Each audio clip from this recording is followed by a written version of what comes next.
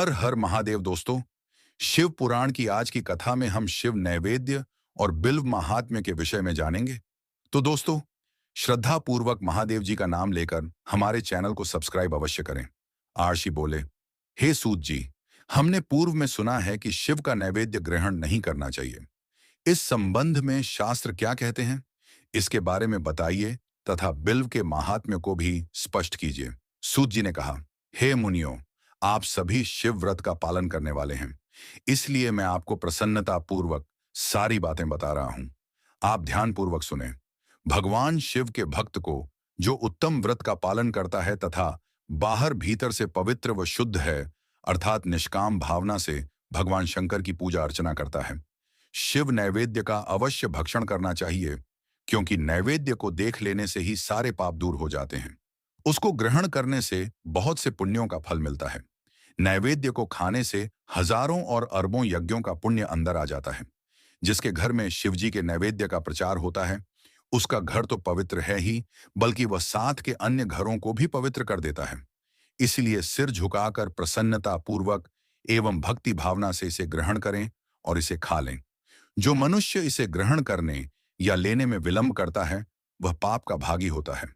शिव की दीक्षा से युक्त शिव भक्त के लिए नैवेद्य महाप्रसाद है।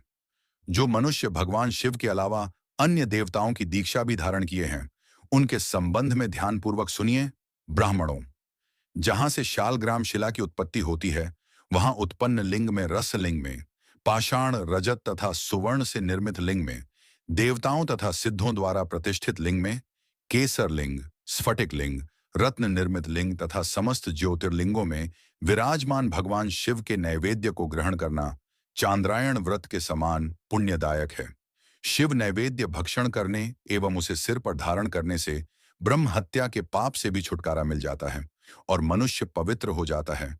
परंतु जहां चांडालों का अधिकार हो, वहां का महाप्रसाद भक्तिपूर्वक भक्षण नहीं करना चाहिए। बाणलिंग, लौह निर्मित लिंग, सिद्धलिंग, उपासना से प्राप्त अर्थात सिद्धों द्वारा स्थापित लिंग, स्वयं भूलिंग एवं मूर्तियों का जहां पर छंड का अधिकार नहीं है, जो मनुष्य भक्तिपूर्वक स्नान कराकर उस जल का 3 बार आचमन करता है, उसके सभी कायिक, वाचिक और मानसिक पाप नष्ट हो जाते हैं। जो वस्तु भगवान शिव को अर्पित की जाती है, वह अत्यंत पवित्र मानी जाती है। हे ऋषियों, बिल्व अर्थात बेल का वृक्ष महादेव का रूप है। देवताओं द्वारा इसकी स्तुति की गई है। तीनों लोकों में स्थित सभी तीर्थ बिल्व में ही निवास करते हैं, क्योंकि इसकी जड़ में लिंग रूपी महादेव जी का वास होता है। जो इसकी पूजा करता है, वह निश्चय ही शिवपद प्राप्त करता है।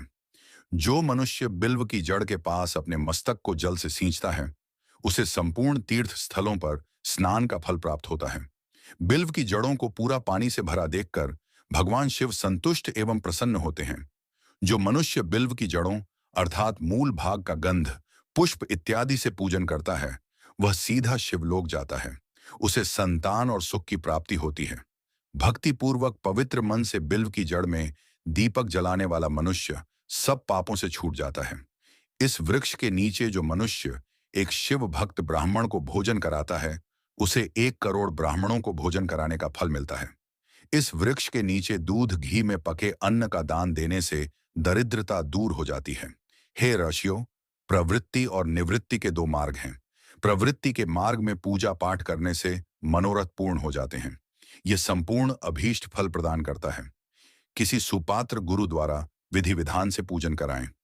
अभिषेक के बाद अघनी चावल से बना नैवेद्य अर्पण करें। पूजा के अंत में शिवलिंग को संपुट में विराजमान कर घर में किसी शुद्ध स्थान पर रख दें। निवृत्ति मार्गी उपासकों को हाथ में ही पूजन करना चाहिए। भिक्षा में प्राप्त भोजन को ही नैवेद्य के रूप में अर्पित करें। निवृत्ति पुरुषों के लिए सूक्ष्म लिंग ही श्रेष्ठ है। विभूति से पूजन करें तथा विभूति को ही निवेदित करें। पूजा करने के उपरांत लिंग को मस्तक पर धारण करें।